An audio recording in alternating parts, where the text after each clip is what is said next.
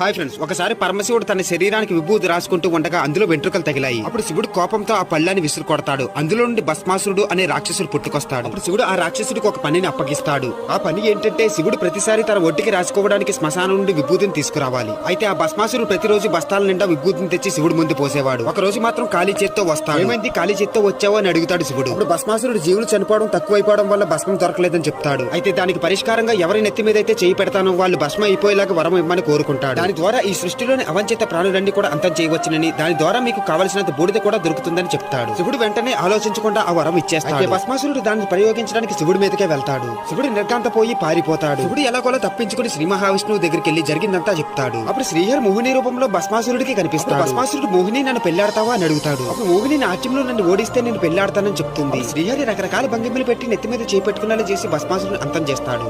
మరి ఈ వీడియోకి లైక్ చేసి మా ఛానల్ ని సబ్స్క్రైబ్ చేసుకోండి. Thank you for watching.